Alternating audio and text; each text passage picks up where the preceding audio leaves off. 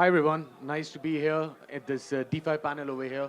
See, presidents, governments now getting behind crypto. Back at crypto conferences in 2014-15, there was 5 people in a room, and it was a little bit quiet and awkward. So we've come a long way. So super excited to be here. Sasha? Yeah. Hello, everyone. My name is Sasha. I'm partners and BD lead at 1inch. 1inch is the DEX aggregator, but we're considering ourselves as an entry point into DeFi. So we're aggregating aggregator, institutional part, and wallet part that we are going to discuss in this fruitful panel, I hope. Thanks a lot. Thank you. Igor? Yeah, I'm Igor, co-founder of Bloom. Bloom is trading infrastructure. Currently, we launched on Ton with over 90 million users. In our infrastructure include like memepad and trading bot. So that's it. Amazing. Andre? Hey, I'm Andrew, Andre. I'm the CMO at StoneFi. StoneFi is the leading DEX on the Ton blockchain, leading in terms of TVL, trading volume, users, wallets, like everything. So, and also we have the we have the DEX, and also we have the protocol, liquidity aggregation protocol. So it's our second product, more infrastructural one. Yeah. That's amazing. And honestly, I think it's a great panel over here. And I think I would like to start with Michael, because Michael, what I really like is what you just said, that we have come, there's been an evolution of DeFi from a room full of 5 people to a lot of the people over here, as we can see. But I still feel that volumes in CeFi, action in CeFi is still much higher than DeFi. And also, when it comes to volumes, a lot of the TradFi people still trade on CeFi as opposed to DeFi. Those numbers are growing. But really, my question is, what do you think that us guys as DeFi projects can do to bridge that gap from CeFi to DeFi, notably for TradFi people and some of the big participants in the industry? Sure, yeah, this is definitely a contentious topic. I just on my last panel, I was on a panel with centralized exchanges, and I'm a DEX, so it was kind of like a bit of a battle.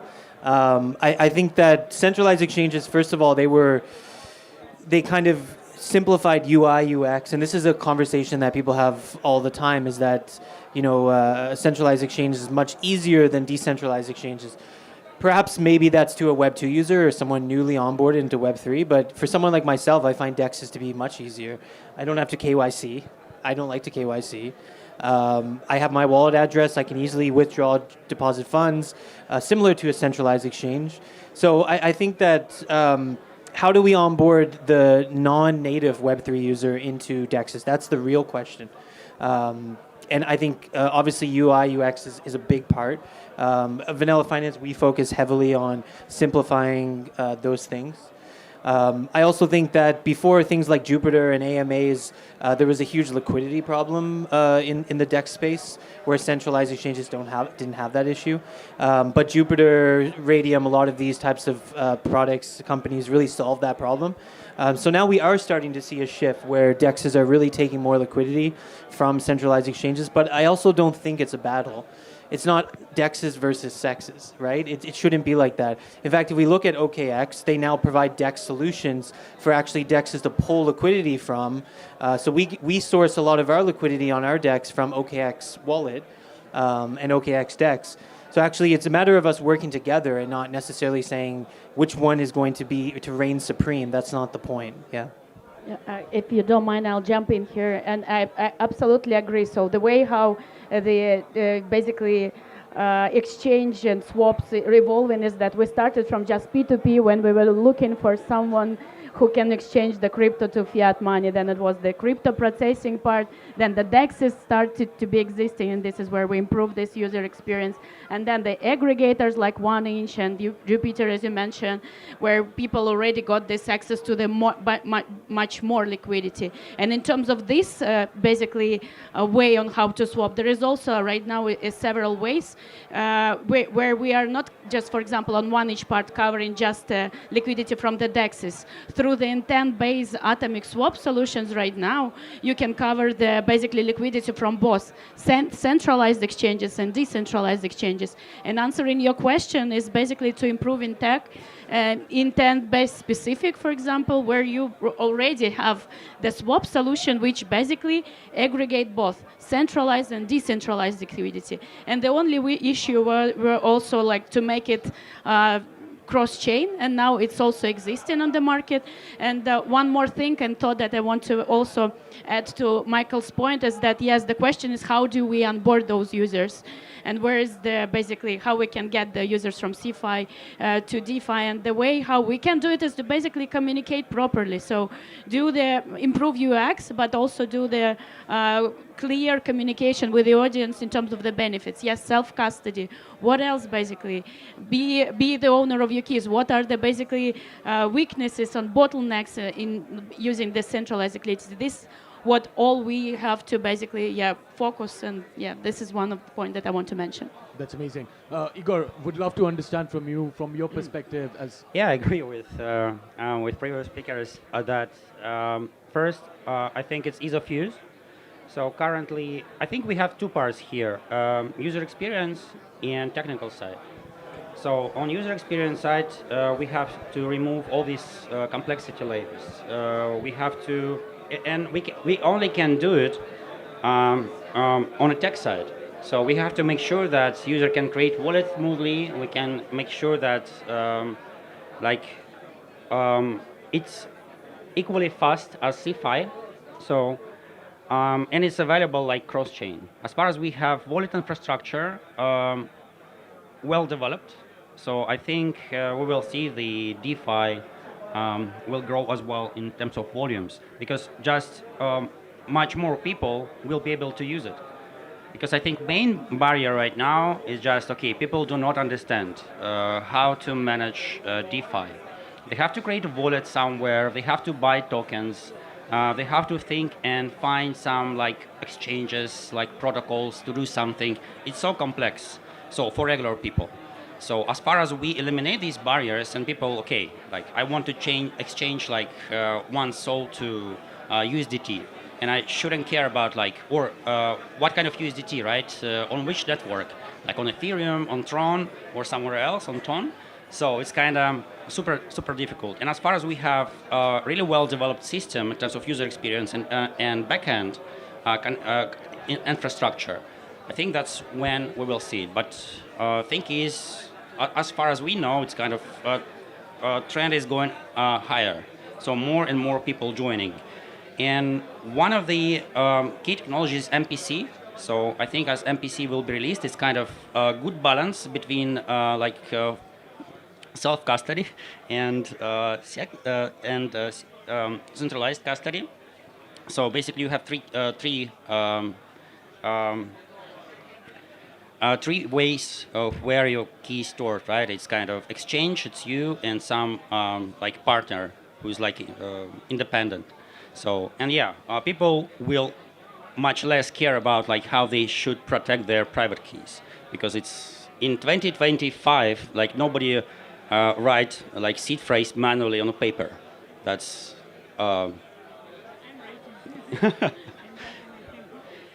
Gotcha. No, very nice. And Andre, I would like you to perhaps put on your marketing hat on, because we talked a lot about user interface, liquidity, but I also believe personally community building is quite important. Having a strong ecosystem is quite important. And of course, as you mentioned, Ston as a DeFi protocol built on top of Ton. I'd love to understand from you, from a marketing perspective as well, how important do those two factors play into the growth of DeFi and DEXs, particularly in your opinion? Well, of course it is, but I also wanted to add something to that. So to some point, I agree with you guys, but at some point I do not, meaning that, well, we're saying that, you know, in order more people can get to DeFi and so on, we need to have better UX, UIs, and so on. But I honestly believe that DEXs now and all other DeFi products, apps, and so on, they have pretty much easy UI now. So UX is much better. I remember, like how it looked 10 years ago, it was awful, right? Because you were not supposed to use that because it just was so complicated. Now it's not. Meaning that, so people can actually use DeFi, and of course we need to, I'll get back to the community, but yeah, we need to do that, we need to educate them and so on. But the problem is, your question implies that there is this gap between CeFi, maybe TradeFi, and DeFi. I agree with that, but, and the question implies, or the question is, how can we bridge the gap? And my question is, should we? Because, so I believe that for different people in different life situations, and for different use cases, in different locations, they can use what they need to use, and maybe they can use at the same time, they can use traditional finance, they can use CeFi, they can use DeFi, and so on. Because, okay, I'm very pro-crypto, I'm pro-DeFi, but I use traditional banks, I use centralized exchanges, I use DEXs, and I understand that for different use cases, I can use different products, which is great. And speaking about the community building, so again, of course we need to educate them because, well, if we say that all this stuff is not so easy now, although it is getting easier and easier, we still need to educate and onboard them. But my main concern is, this community building is mostly used to promote the product and actually to bring in the users is the first part. But the second part, and there are lots of concerns, I would say mostly about safety, about security, about on-ramp and off-ramp. These are my concerns actually over here. So is it about community building? Well, maybe not, because, to some extent, it is about educating them. That's true. But if we think that, this is the only thing which is needed to bring them in, maybe not. So we use that as a promotion because our promotional channels are limited, right? So we need to have these community, we want them. Because also there's users community, but there is also builders community. As a protocol, we want these builders to use our protocol. So there are so many aspects to this community building stuff. So that's it. I don't know if that answers your question. If you don't mind, I can comment on that why do we need to bridge the CeFi or DeFi. It's not about the bridging, it's about, sharing the benefits from each of them. So, for example, again, we are a DeFi aggregator, but we have this Fusion Plus basically solution where we're getting this CeFi liquidity into our users to provide them with a better solution, better rates.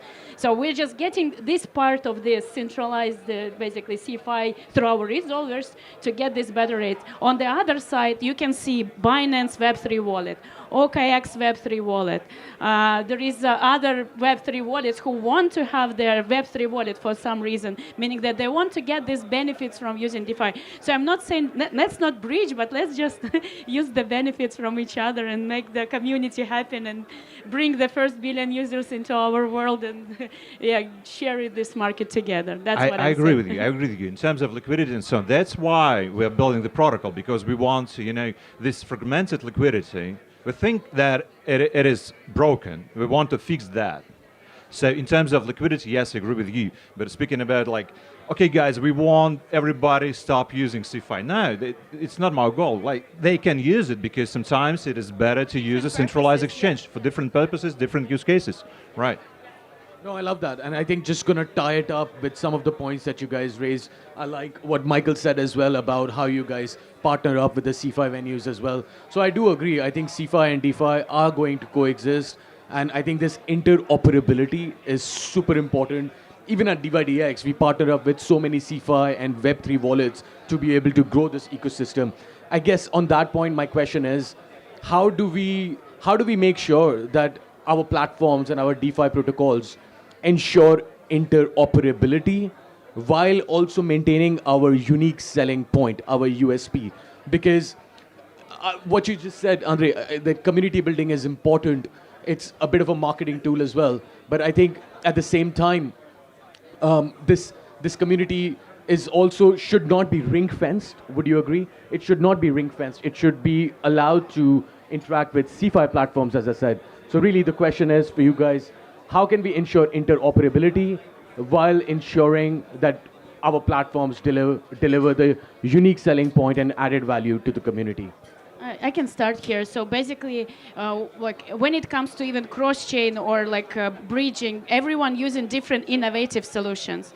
There is a bridges, there is basically intent-based swaps with some messaging, there is intent-based swap with the atomic swaps solutions, and we basically, you can still achieve your goal to be interoperable.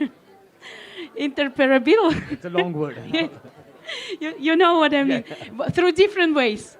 So and you have to choose which innovation you bring in on the market, and this is how you're different. So this is the approach that, for example, we are using on our side. We know that it should be happen, so we're finding the innovation that we think is useful. We have arguments why we should use dedicated this tech and which problems it solves. So now we are providing the better UX through our innovation, and we communicating this through our innovation, Fusion Plus or whatever. And this is the way how we are following. So that's my comment on your question. Interesting. Anybody? Yeah, I think that interoperability needs to be the unique selling point. That needs to be the key thing. I always use this example. I've used it for many years. When you go to the bank and you send money from one person to another, or one company to another, you'd never ask what infrastructure the bank is built on. Sending money from A to B is the point. This whole thing of like all these chains and all these layers, I get it. That's how it's built. But I hope we look forward to 10, 20 years down the road where you're sending money from A to B and you're not asking what chain it's on, what layer it's on. All of that stuff is, ultimately it hinders mass adoption. It adds another layer that a user has to get over. It's someone who's in the industry a very long time, and when I run into a swap or a bridge, I'm like, okay, this is easy, I understand how to do this. But if you take a step back and ask, could my grandmother do that? No, she can't. So I think we do have a long way to go, but I think that omni-chain and interoperability has to be the future of Web3, and that should be the unique selling point of most platforms. No, I mean, I like that, but what you said is, in my opinion, is an ideal point that we want to get to. But I mean, if you just look at 2024 as well, right? I think there was a report that was done by Chainalysis or something that DeFi had the most amount of hacks and exploits on bridges. That kind of brings me to the question, how does DEXs and DeFi protocols bring trust to the user base? Use 1-inch Fusion Plus, there is no bridges. Sorry. And in our protocol, again, no bridges. So okay, excuse me. No, please, go ahead. I'm keen to. I just wanted to say that, well, first of all, I totally agree with you. It's like, so it is called tech track, but, when we, at these talks, when we talk about that, we mostly speak about technology. But actually, users, if we want adoption, users don't think about technology. They just have some needs. They want to trade or they want to move money or do something like that. But for them, so they just don't mind. Like, technology is your stuff. I don't want to know anything about that. I just want to move my money, or I want to trade, or I want to do something else, right? So, but we as, I would say, those technology providers, so if we want more users to start using DeFi, and actually we want, right? So we need to think about the value, and by value I don't mean this total value locked or something. By value I mean what people want and what people get, so their needs and so on. So speaking about this, getting back to your question about the bridging technologies and so on, yes, that's the problem, because we want them to forget about technology, meaning that we want them to be able to trade across blockchains, right?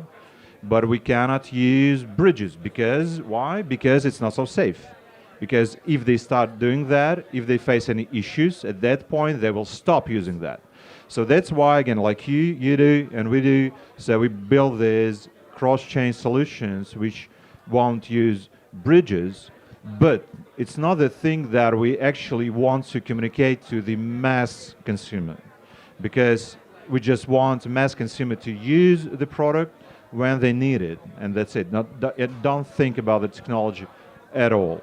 So that's my point again on the bridging. So we think it is broken again. So these isolations isolation of the blockchain. So I think it's something which is broken and which needs to be fixed. And we are fixing that, and actually you are fixing that, because we are more or less building, similar stuff, right? So yeah, and and actually we are partners. So like different aspects, but probably the same use case. Yeah. Well, thank you for that. I think that's very interesting that you just said. And when I asked the question about the trust amongst the users, of course, tech and bridges is one aspect that you guys talked about. I guess I just want to say from a DEX perspective, of course, we all have tokens and assets that we guys provide to our user base.